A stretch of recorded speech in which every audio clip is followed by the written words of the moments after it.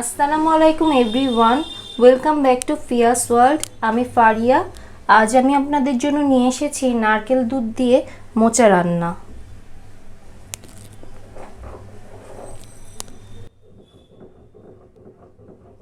চলুন দেখে নেওয়া যাক নারকেল দুধ দিয়ে মোচা রান্না করতে আমার যা যা লাগছে।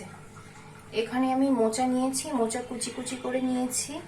জিরা বাটা নিয়েছি 1 চা চামচ, রসুন বাটা নিয়েছি 2 চা চামচ, নারকেল দুধ পরিমাণ মতো, তেজপাতা 2টি এলাচ নিয়েছি,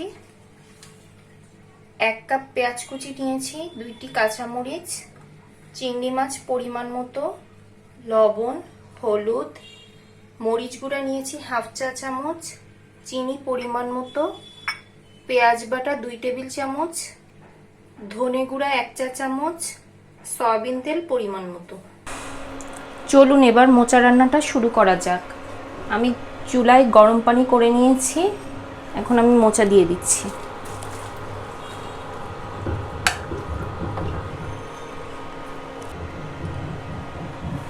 মোচাটা প্রথমে হালকা সিদ্ধ করে নিব, তাই আমি গরম পানিতে মোচা দিয়ে দিয়েছি।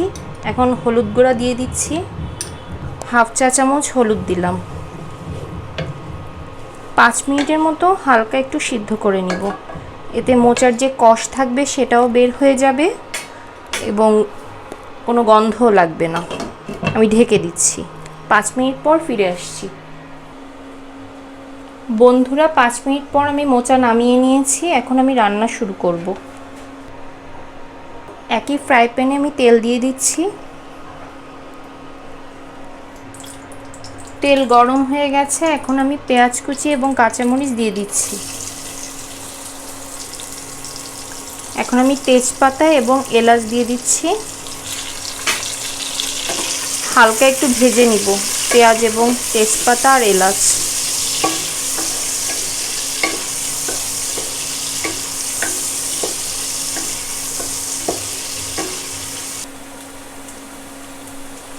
দক্ষিণাঞ্চলের একটা বিখ্যাত রান্না হলো মোচা রান্না।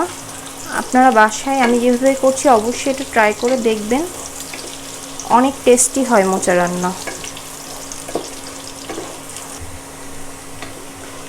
পেঁয়াজ আমি লাল করব না, হালকা করে ভেজে নিব। মোচা রান্না আসলে মাংসের স্বাদকেও হার মানায়, এত টেস্টি হয়। এখন আমি অন্যান্য মশলা অ্যাড করে দিব। প্রথমে আমি জিরা বাটা দিয়ে দিচ্ছি,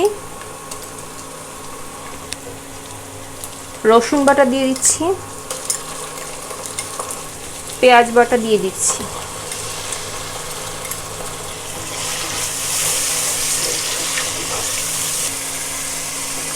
গুঁড়া মশলা দেওয়ার আগে আমি ভালো করে নাড়িয়ে নেব।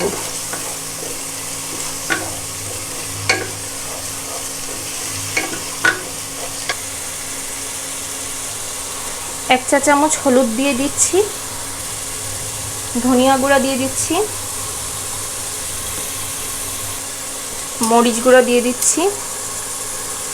ঝাল আপনাদের কাছে, যদি আরেকটু ঝাল আপনারা খান তাহলে আরেকটু অ্যাড করবেন, কিন্তু আমি প্রেফার করি নারকেল দুধে একটু কম ঝাল দিলেই ভালো লাগে। লবণ দিয়ে দিচ্ছি পরিমাণ মতো।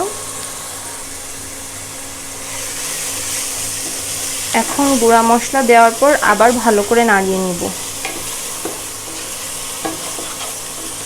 যেহেতু আমি গুঁড়া মশলা অ্যাড করেছি তাই পুড়ে যেতে পারে, এর জন্য অল্প একটু নারকেল দুধ দিয়ে দিচ্ছি।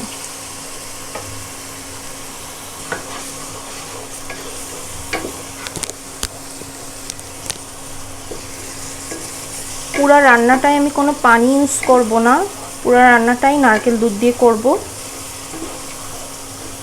অনেকে এটায় নারকেল বাটাও ইউজ করে, আপনারা চাইলে 2 টেবিল চামচ নারকেল বেটেও ইউজ করতে পারেন। এখন আমি চিংড়ি মাছ দিয়ে দিচ্ছি। চিংড়ি মাছটা মোচার স্বাদ বহুগুণে বাড়িয়ে দিবে, সো অবশ্যই চিংড়ি মাছ অ্যাড করবেন। চিংড়ি মাছ দিয়ে আবার ভালো করে কষিয়ে নিব।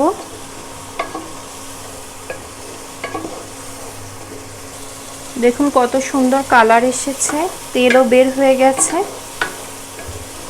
এখন আমি মোচা দিয়ে দিব, কিন্তু মোচা দেওয়ার আগে আর একটু নারকেল দুধ দিব, কারণ মোচা যদি আমি এমনি দিয়ে দিই মোচাটা কালো হয়ে যাবে, তাই শুকনো অবস্থায় দেওয়া যাবে না, একটু নারকেল দুধ দিয়ে তারপরে দিতে হবে মোচা।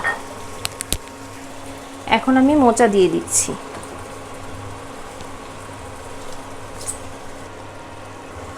আমি কিন্তু মশলা যা কষানোর আগেই কষিয়ে নিয়েছি, মোচা দিয়ে কষানোর কিছু নাই, জাস্ট একটু নাড়িয়ে তারপর আমি নারকেল দুধ দিয়ে দিব। আবারও বলছি, শুকনো অবস্থায় মোচা দিবেন না, তাহলে মোচা একদম কালো হয়ে যাবে। মোচা দেওয়ার পর আমি সাথে সাথেই নারকেল দুধটা দিয়ে দিব। সিদ্ধ হতে যেটুকু পরিমাণ লাগবে সেটুকুই দিব, আগে দেখি আর লাগবে কি না। একটু নাড়িয়ে আমি চেক করছি যে নারকেল দুধ আর লাগবে কি না। যেহেতু মোচাটা ভালো করে সিদ্ধ হবে সেহেতু আমি বাকি নারকেল দুধটুকুও দিয়ে দিচ্ছি। দেখুন কত সুন্দর একটা কালার এসেছে। এখন আমি ঢেকে দিচ্ছি, সিদ্ধ হওয়া পর্যন্ত ওয়েট করব এবং মাঝে মাঝে নাড়িয়ে দিব। আমি এখন একটু চেক করব কি অবস্থা হয়েছে মোচা রান্নার। এখনো দুধ অনেক টানবে, আমি সামান্য একটু নাড়িয়ে দিচ্ছি।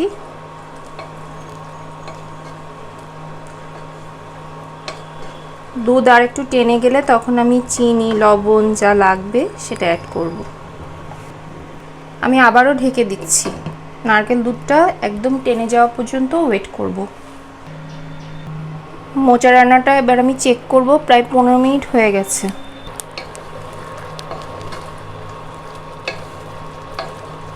আরও অনেক টানিয়ে নিতে হবে, কিন্তু এখনই আমি চিনি দিয়ে দিব। স্বাদ মতো চিনি অ্যাড করে নিচ্ছি। চিনি দেওয়ার পর আবার একটু নাড়িয়ে নিব। এবার আর আমি ঢেকে দিব না, বাকি রান্নাটা আমি এভাবে খোলা অবস্থায় রান্না করব।